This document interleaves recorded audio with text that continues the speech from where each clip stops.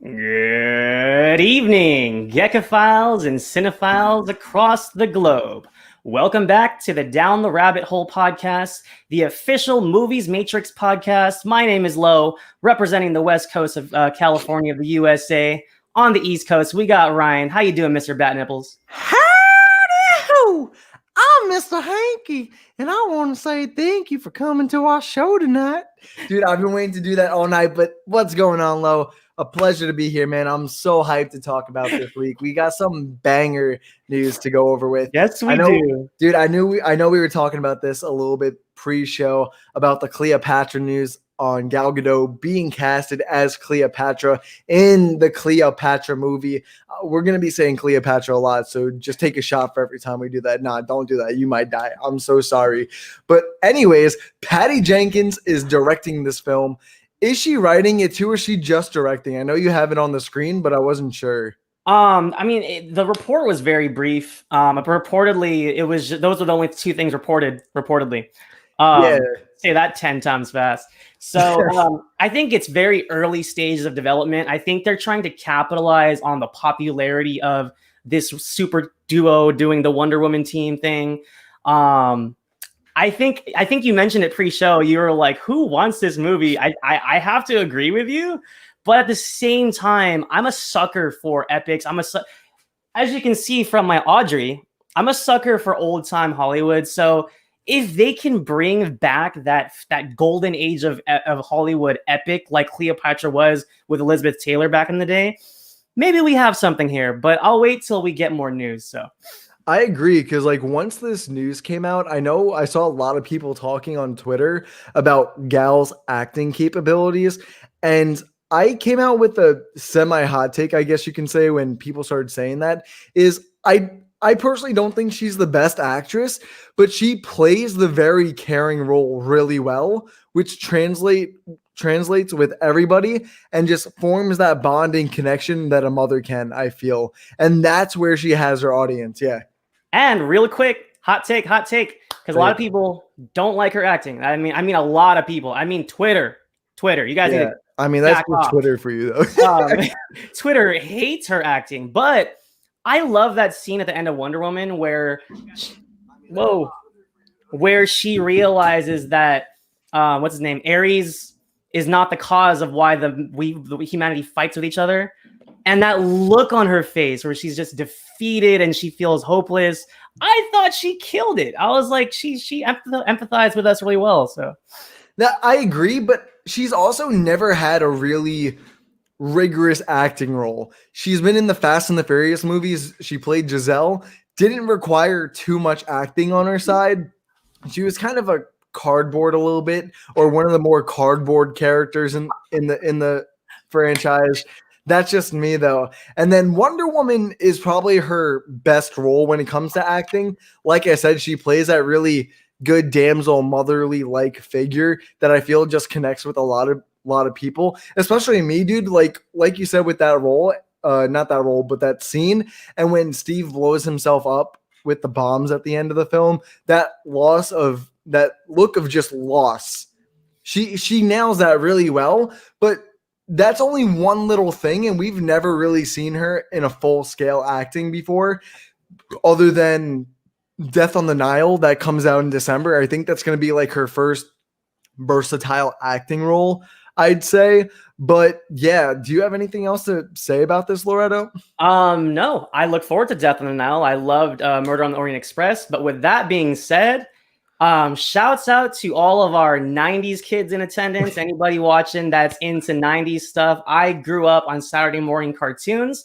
I actually wrote one of my favorite articles on the Movies Matrix about Saturday morning cartoons, and one of my favorites is coming back. They're the Animaniacs, and they're going to the max. The revival of Animaniacs, they've just premiered a little teaser trailer, as you can see from the picture there. It spoofed Jurassic Park wonderfully, and it was hilarious. Like Alan Grant, as you can see in the photo, is holding up he sees in the distance, it looks like a dinosaur, but it's the Animaniacs coming back. Steven Spielberg plays the John what's his name, the Hammond role.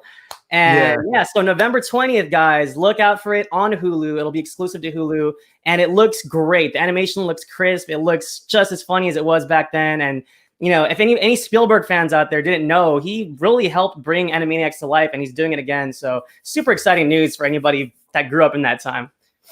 I know I'm gonna sound like a real Debbie Downer here, but I never watched the original Animaniacs and stuff like that. So when they announced this, I was kind of indifferent. I'm like, oh, okay. I just thought it was really weird. I didn't really know how to feel. But a cool little fun fact about this project is that I found out a few days ago is the Animaniacs that's on Hulu, the one we're talking about, was originally supposed to go to HBO Max because of Fox.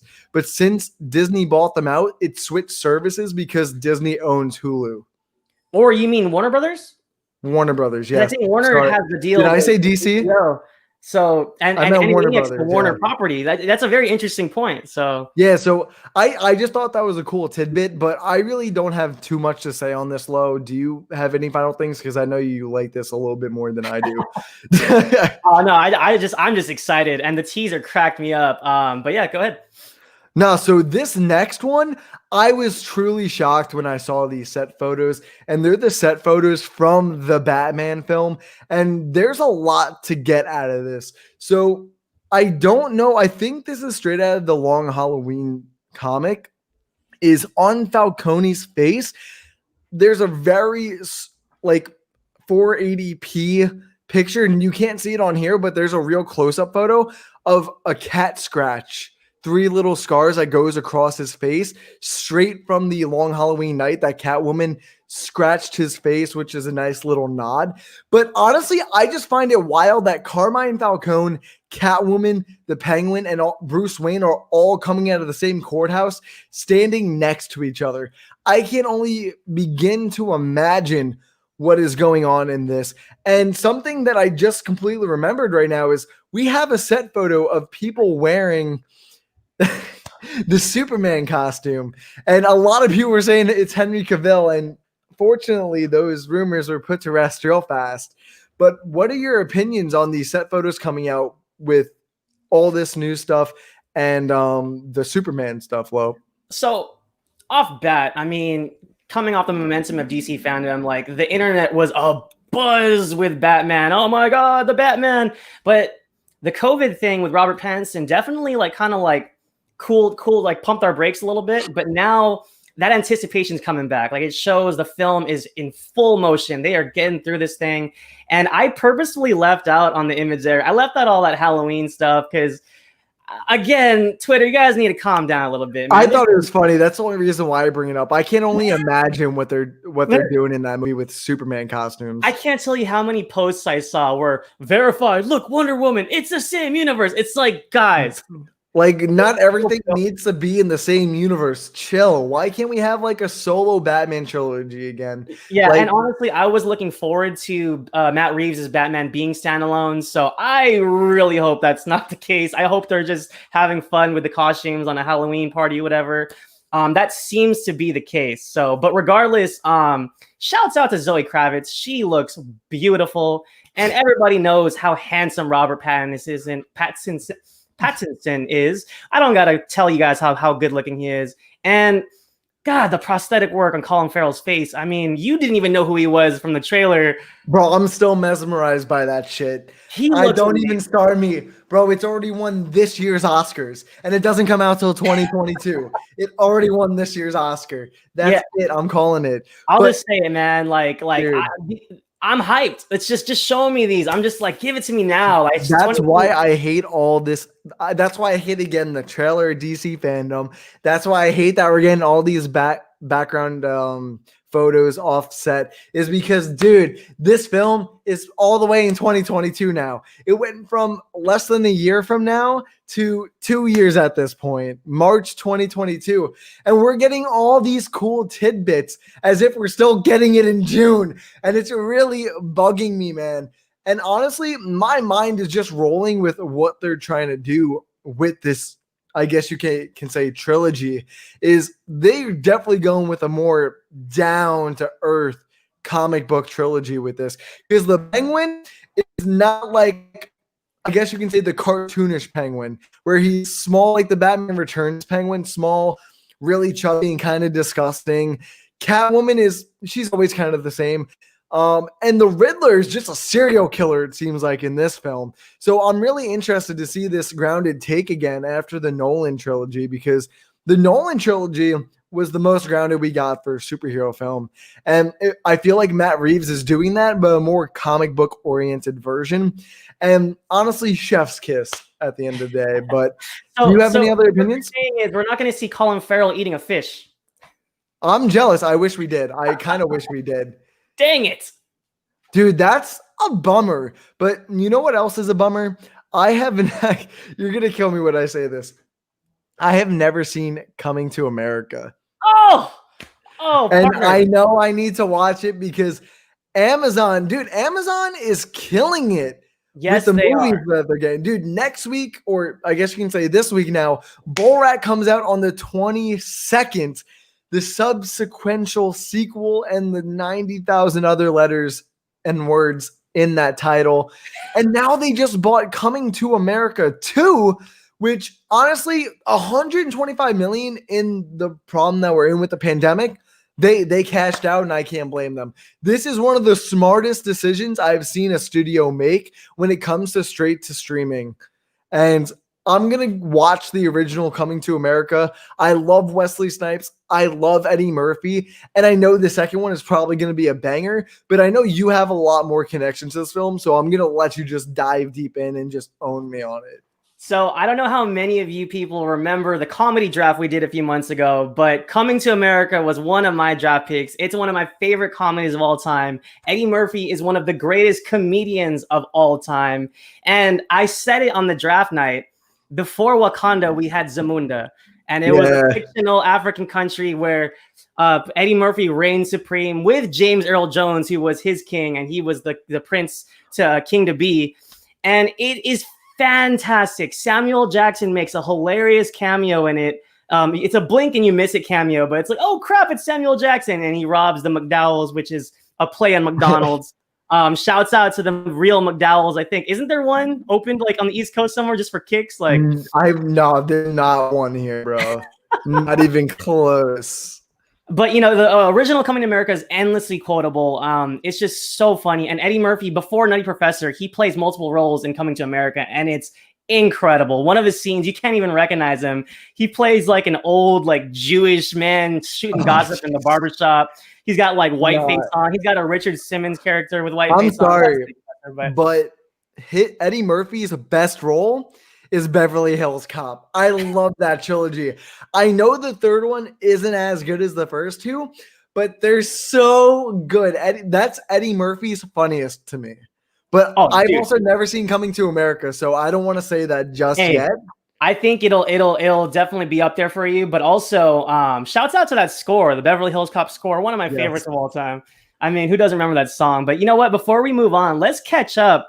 Our comments have been blowing up. Let's say what's up to the beautiful people out there. I don't even know where to start because you guys are just blowing up my feed. But you know what? Let's just go start with Zoe is a mood. Honestly, man. Facts. Dude, I just want to. Okay, I know this is not Zoe Kravitz I'm about to talk about, but it's her dad, Lenny Kravitz. The dude is fucking ripped for like fucking almost 60 years old. Sorry for my language, but I'm just amazed. He has like a 9-pack. The most perfect skin. Zoe Kravitz really nailed the head on this one with her genetics. Dude, she's absolutely gorgeous. And I'm sure that we would agree that we can have another Catwoman, but this is still phenomenal casting at the end of the day. And I can't wait to see what she does. But let's keep going down. Sonny says, too urban, GTFO. Dude. Listen up. There's no complaints on this end. There's no complaints on this end. I'm telling you that much. Bro, serial killer Riddler, like a sadistic serial killer, I'll go for any day of the week. You know, shout out to our editor-in-chief at moviesmatrix.com. Sean's mentioning, I don't know if you guys read that article about Hush possibly being in this film. I think there's a lot more to the Riddler than what we've seen. And his article perfectly explains that. We haven't really seen the Riddler. Dives right below it is saying, I hope we get the Riddler in full costume. We haven't even seen him yet. Like, we're not even sure if that's him with the tape. Bro, I'm telling you, I feel like we're not gonna really see him or know too much about him until the film's close to releasing. Because the film's so far out now. And they've shown us a trailer. They've shown us God knows how many behind the scenes photos. Bro, the Riddler's not in a single one of them. And it's just absolutely insane how tight they're keeping this role. Because when they keep a role this tight, you know something's going to go down. You know he's either going to have that transformation, like he's a serial killer in the beginning, and then he progressively becomes into the full Riddler that just becomes a mass murderer almost. And dude, I can't wait. I was never the biggest fan of the Riddler. I always thought he was very cartoony for what the Batman was trying to go for. But dude, I can't wait to see the Riddler in this film. Dude, I think love a really seeing sadistic Riddler is gonna rock. I love seeing the victims with like the card says like the Batman on it. Like, Yes. yes. And just from the trailers, I feel like Matt Reeves is doing a really good Riddler homicide. Did I say that right? A homicide? Yeah. Like when he kills them, wraps their face up, say, and then leaves the riddle on a card. And then, bro, Batman's just like, I can't let him win. I can't let him win. He doesn't know me. I just spit all over my screen. That's pretty good, man. Dude, I can pull off the Goth Pattinson. But let's go to Amanda's comment. Coming to America's iconic. So excited for the sequel. And then I commented, haha. I don't know why. But then, yeah, that was me. That was me. And then Sonny says, what do you think of that 125 mil, though? Dude, like I said, that's a smart choice on the studio that sold it to Amazon. Paramount. Honestly, best thing they could have done. They would have lost so much money. Keep talking. I want to see how much this movie's actually made for now. Sonny, I think it's a smart move, and I think it's a win for Amazon. I mean, the more like that kind of quality of original content, it just brings them almost to Netflix's level. I mean, Netflix churns out movies left and right, but for Amazon Prime to get the rights to this, and I know some people don't look upon Eddie Murphy as fondly as they used to. He's kind of almost in that Adam Sandler tier where you hate him or you love him. But people gotta remember, though, I mean, Eddie Murphy is Eddie Murphy for a reason. He's been kind of shying away from the limelight, but I feel like now that he's a little bit older, I feel like he's selecting his projects knowing like, okay, like the last time we saw him like prominently was that Dolomite. Dolomite is my name. I didn't watch it, but and some people were saying he probably should have got nominated for an Oscar for that role. Yeah, that's what I was hearing. So he's really reserving himself for like top-notch projects at this point, and I trust his judgment with this one. We've been waiting for it a long time. So I was looking, and I can't find a budget for the film, but 125 mil for a film like that, it made its money back. That's all I'm gonna say. At least double of what it's worth. It's Coming to America is just a comedy, and most comedies are made for maybe 20 million. And they bought this for 125, and I think that's great. His stand-up is incredible, delirious forever. I love his stand-up. It's so funny. His drunk father is so funny. Yeah. My motherfucking house, Eddie. I pay the bills in this motherfucker. Yeah, when I was a kid, Eddie. We were the toys, Eddie. We didn't have clothes. Dude, but I'm just shocked that they're both coming back. But let's go to our next topic that I'm super excited about. And it's Pixar's Soul. I don't know if you guys heard. It got pushed from its November release date. If I could find the photo to share. There we go. But Soul is officially moving to Disney Plus on Christmas for free. Now, take the free aspect. Dude, I'm about to go off on a rant here, so hold up. Where's my popcorn? Dude, I got my Diet Pepsi right here. Got to keep the calories down while I rant. I am so mad at Disney for not making this free, but how much they screwed their fan base over with Mulan. Bro, they made Mulan sorry for my language, $30 fucking dollars. 3 weeks later, they make it free and allow you to buy it anywhere. Like, what the fuck? That's the biggest F you. I'm sorry, and I bought it. I'll admit it, I bought it not for only myself, but for my dad and my grandmother. They both have access to my Disney Plus account. And that was the biggest F you to my face because I was expecting to watch this before a lot of people. By December 6th was the original free date. And then they're like, nah, screw that. Fuck the people that paid $30. And now they're making Soul free because it probably didn't work out in their favor. Like that, as someone who pays for Disney Plus and then has a demand for another 30, that's $90, dude. That's half a year's worth. I pay 60 for my year membership for Disney Plus. That's half a year for one film. When they promised that they were releasing it for free 3 months later, and I didn't want to wait 3 months, so I coughed up the change. And then like 2.5, 3 weeks later, they said, nah, here, it's free. They said, screw everyone that paid the $30 for our money. Yeah, sorry, I was looking at the comments too. But as a big supporter of Mulan's original release, hell yeah.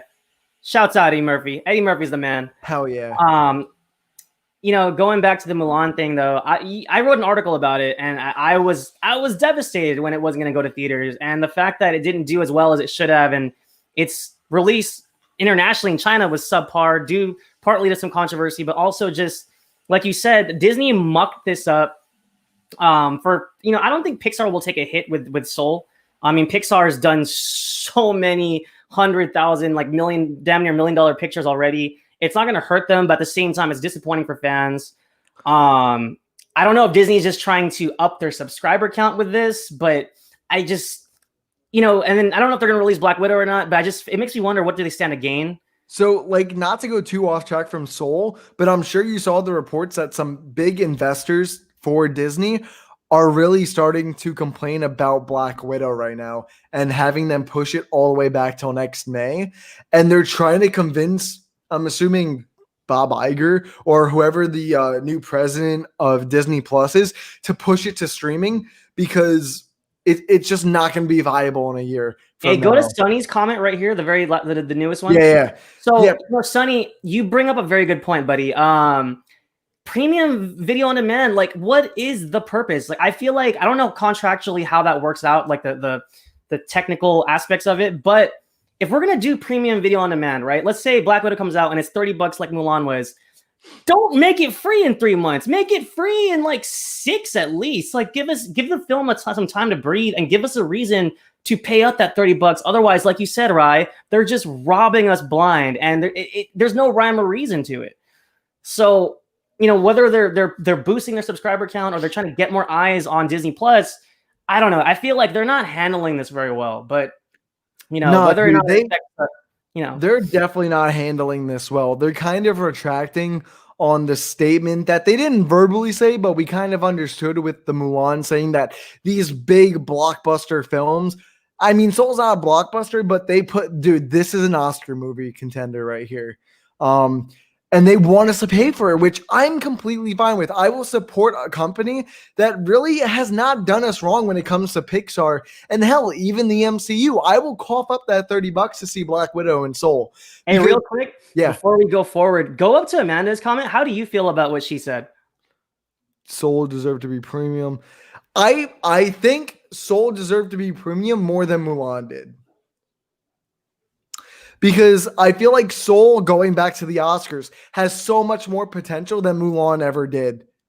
That's all I say. Soul will reach a wider audience, especially with the controversy that Mulan had. It caters to more people. And, dude, Pixar has not done us wrong yet.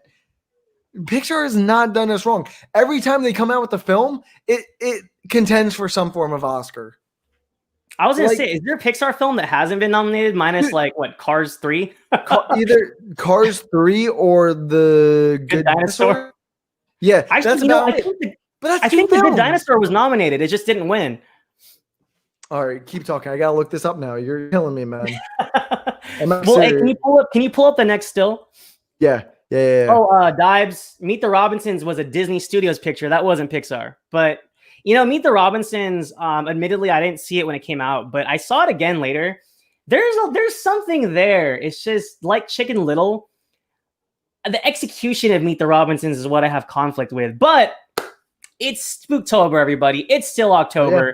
I'm a huge horror head, and we're gonna dive into the movies Matrix Great Horror Draft in a few minutes. But before we do that, Amazon, again, they're knocking all this stuff out the park. Reportedly is developing an all-new TV series based on the cult 90s slasher I Know What You Did Last Summer, with James Wan set to produce. James Wan from Insidious, Conjuring, and Saw fame. He's an amazing filmmaker. And I don't know about you, Ryan, but I Know What You Did Last Summer, the original film, was written by Kevin Williamson. He wrote Scream. And it wasn't as meta as Scream, but it was, arguably just as fun. Of course, the slasher aspect can get repetitive at times, but I think what he did with the I Know What You Did Last Summer, I think he made it really interesting with the mystery aspect of it, with the clues of the killer, like messing with them, like, I know what you did, and they don't know, and they're like getting tortured psychologically and mentally, and ultimately the final few chases, especially Sarah Michelle Gellar's chase scene, is tense. One of my favorite scares of all time. And also a blink and you miss it role from, what's his name? From Big Bang Theory, Johnny Galecki? Yeah, John Galecki. I always hate saying his last name. Yeah, he plays like Johnny Galecki. He plays like an asshole in this movie. And it's funny because he's mostly known for a nerd on TV, but and I Know What You Did Last Summer, he's like a jock bully.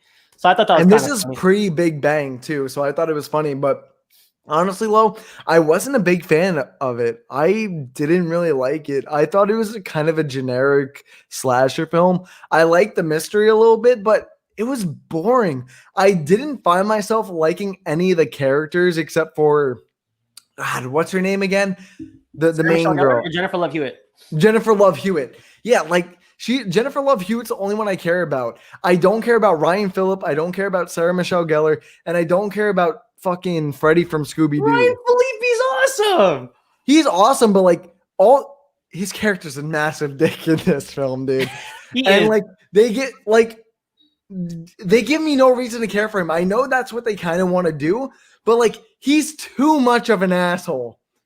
I'm sorry. And then Sarah Michelle Gellar, she's that pretty blonde that dies to me. She added nothing to it. And then you've got the main love story, which was nice, and I felt like the development in the second film helped it a little bit more to me, but the second film is arguably one of the biggest pieces of crap in horror history for me. But yeah, I thought this was a snooze fest until I saw James Wan was producing it, so I'm just like, you know what, maybe this has some wheels to it. But honestly, I don't know what Hollywood needs to stop with these remakes for TV now. That's like their new thing. They're taking nice franchises and just making them into TV shows. Like, what the hell?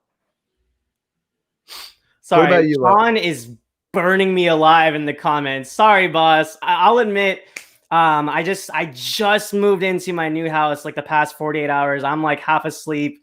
I'm sweating trying to type these up, sir, but I will tighten it up.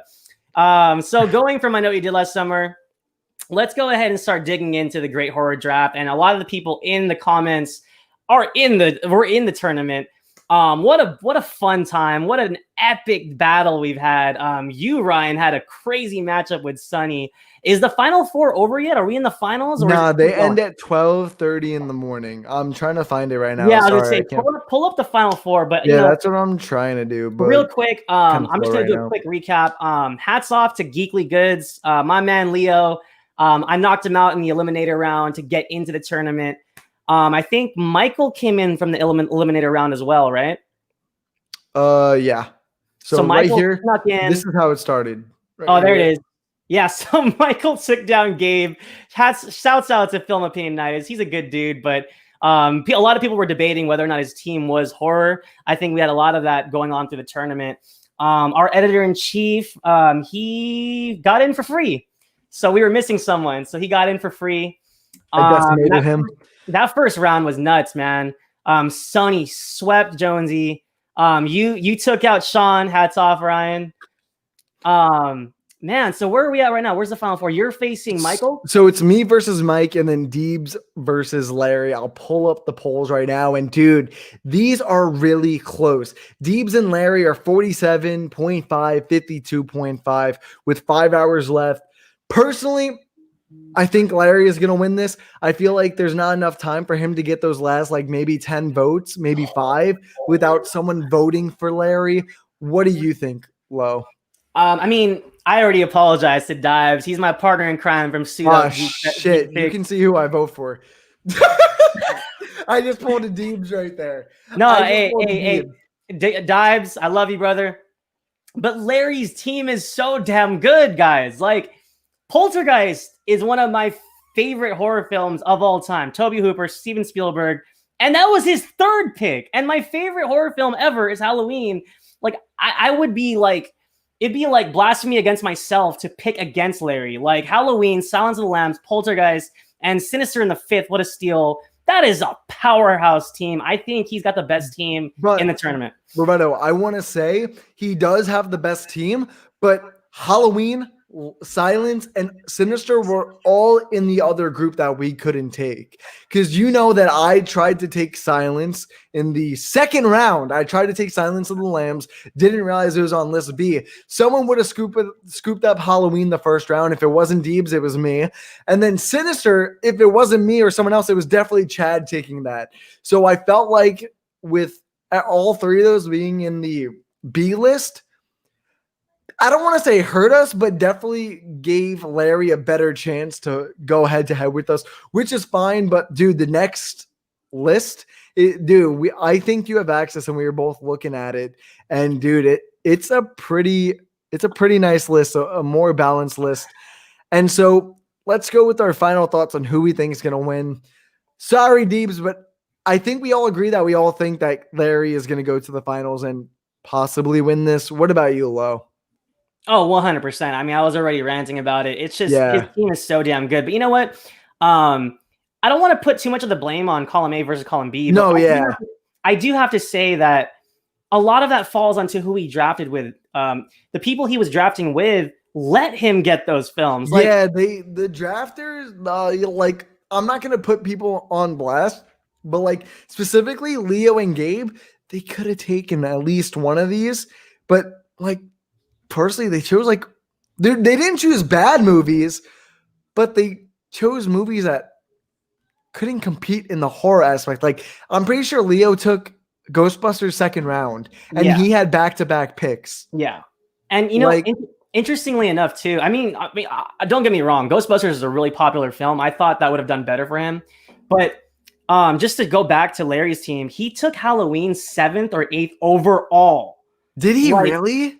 Like, I don't understand how Halloween escapes the first 2 or 3 picks. That's what I just don't get it. But, you know, that's neither here nor there. You got yourself versus Mike. What a matchup. Is an insane one, man. This is a crazy one.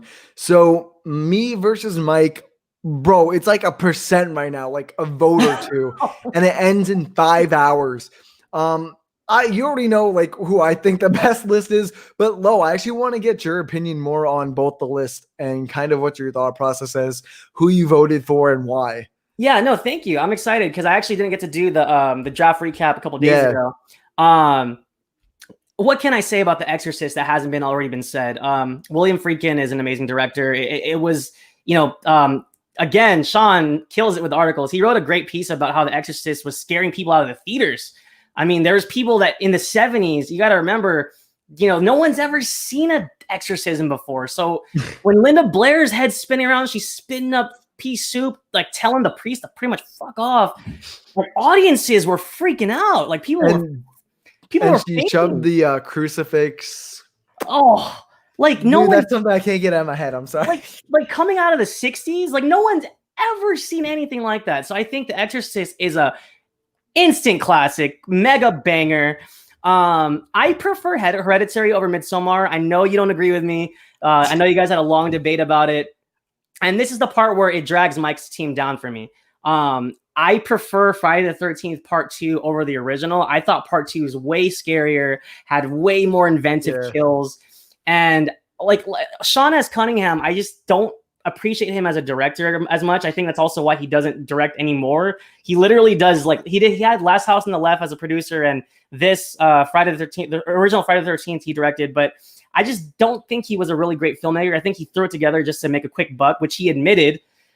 He put the ad out for Friday the 13th before he even did the film. Yeah, I remember. I listened to a whole podcast on this the other day, dude. It's insane. You know, Like he only got Friday the 13th because of Last House on the Left. And to be fair, I mean, no offense to all the Jason fans, but the original Friday the 13th is pretty much a knockoff of Halloween.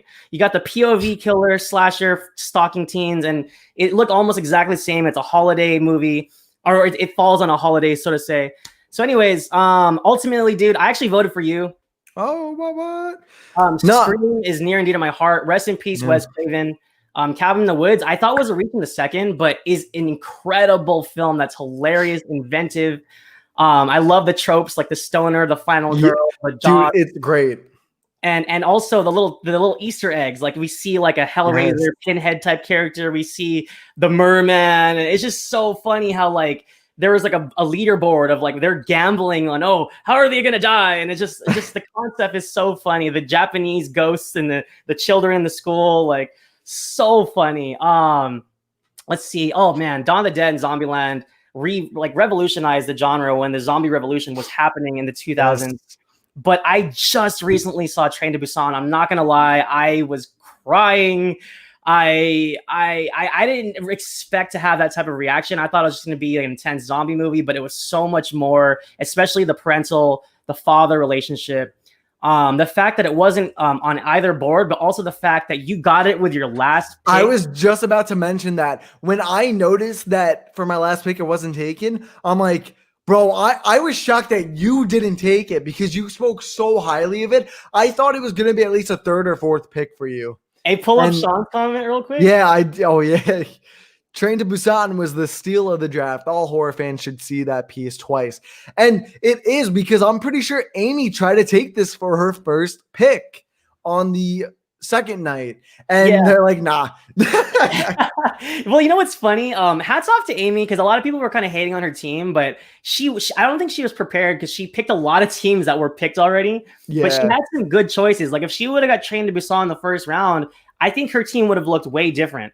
So yeah, I totally agree, Lo. And between me and you and actually everyone that's watching and probably Mike when he watches this, if he does, I'm sorry, Mike, but I'm not saying this because it's my list and I made it, but I feel like I've got a far better list. I've got a way more consistent list because like you said, Lo, the first two films on his list are solid movies, but then those bottom three just start slacking for him. But I feel like, dude, Scream banger, Cabin in the Woods banger, Dawn banger, Zombieland banger, Train to Busan banger.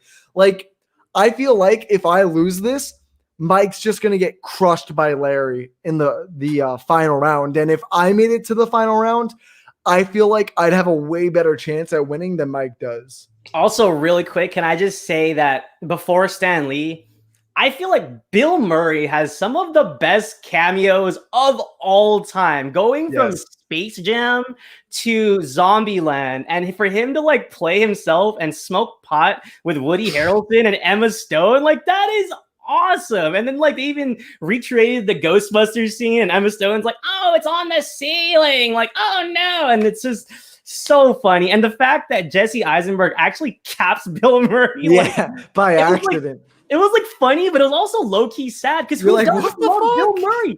Who doesn't love Bill Murray? And I love that Woody Harrelson was so geeked out. He was like, Bill fucking Murray. Yes. Like the most. But dude, Sonny makes a good point. I don't know how Halloween 2018 didn't get taken by anybody. I would have taken that if it was in our column. I wanted to take that. And to see no one take that in night B, especially from Gabe and Leo again, bro, it breaks my heart. It absolutely breaks my heart. And especially Amy. Bro, she had a Halloween Mike Myers mask right next to her. Well, you know what's interesting? She didn't go into length about it, but I guess she doesn't like that one. She doesn't like it, I guess, yeah. Yeah, someone brought it up, and she's like, oh, no. And I was like, damn! But, you know, personally, you know, that's the interesting thing is it didn't get drafted at all. And I loved that film. Hats off to David Gordon Green. It's awesome. And Halloween Kills would have came out this Friday. That just passed once. My heart. Heartbreaking. But to look on good things, at least they did announce that it's not getting pushed back again. So, I don't know if that makes things better because it's already pushed back a whole year. So Just to cap things off, brother, I wish you luck, man. Hey, Mike, you're my guy, dude, but I'm gonna admit it right now that I'm analyzing it on air. Ryan's team really is very consistent. No offense, I just don't like the original Friday the 13th. I've said that a million times now, but good luck, man. I hope you make it to the finals. And it looks like if you do, you got a hell of a test with Larry, man. So we'll see how that one plays out if you get there. Dude, I'm gonna be promoting this week. Like, here, hold up. I'm actually doing it on air. So fuck it. Gucci. You guys gonna watch me how I construct my mentally, verbally, authentically thought out tweets? Like, and while you do that, I am going to inform everybody the next draft is going to be you do that. Super tense. We're talking action movies, people, and it's going to be super fun. From Arnold to Stallone, Jean-Claude Van Damme, Steven Seagal, what have you, to the new era of John Wick and The Raid. And there's just so many movies to pull from. It's going to be a blast. Yippee-ki-yay, motherfucker. There's just so many ways this can go. Action comedy, buddy cop movies. Martial arts, I think, is going to be underrated. I'm definitely targeting some myself. I've heard people talk about MCU, talk about animation, and seriously, action is one of those almost universal topics, almost like drama, where there's just so many subgenres of action. But I think it's going to be really interesting with what people go with. And I'm going to try to mix it up, but I'm going with my heart. I don't care about none of that popularity contest stuff, man. So honestly, I'm really excited for the action movie list. And with this one, we wanted to do something different. So with the horror one, the first night it was all MM members, and then the second night it was a few GG members and a mix of other people that kind of joined. But with this one, we're mixing everybody up. We got some MM on Saturday. Me and Lowe and a few others from MM are on Sunday. And we got some new people coming to this one too. Great stuff, great people. And honestly, this one is going to be so hard because there's some amazing picks in both columns, but not everything's are in the columns. Remember that. So I can't wait to see what someone picks, and I'll be like, damn, I should. I'm not going to spoil it, but I think half of my list is probably not going to be on the board. I just hope that, I know Sean and maybe AJ are going to be fighting with me over a couple of them, but fingers crossed, man. So wait, did you announce the date for that one? No? I don't have do you have the date? Yeah, no, I do. That's why I asked. So the next draft is November 7th and 8th, 8 o'clock, 8 p.m. Eastern Standard Time. Be there for that one. And we're going to do the same exact thing as we did with the Halloween one. We're going to do a few post-show pods to talk about what we think people did right, what they did wrong, how they could have improved, or how great their list is. And we'll be doing it on the Down the Rabbit Hole pod like we just did now. So any final thoughts, Leo? Not Leo. Oh, my God. I'll just let you talk. Okay. Anyways. Hey, it's hot in here. Don't judge me. Leo's awesome. We love you, brother. If you guys haven't yet, go over to the Suit Up Geek Fix. We did a Train to Busan versus World War Z. I unfortunately wasn't there, but everybody else was. No, it was just me and Deebs. Okay, yeah. So Ryan and Dibes, and it's an excellent pod.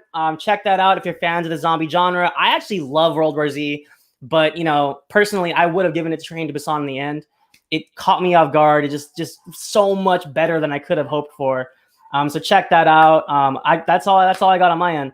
Yeah, dude, I thought this was a great podcast. I always think it's a great podcast. I love coming on with here, talking to you about new stuff that we get weekly. That's more than likely just going to be pushed back by 5 years at the rate we're going. But I also appreciate everyone coming out in the comments to support us. Appreciate you guys. Hope you have a great night and see you next Sunday. Peace.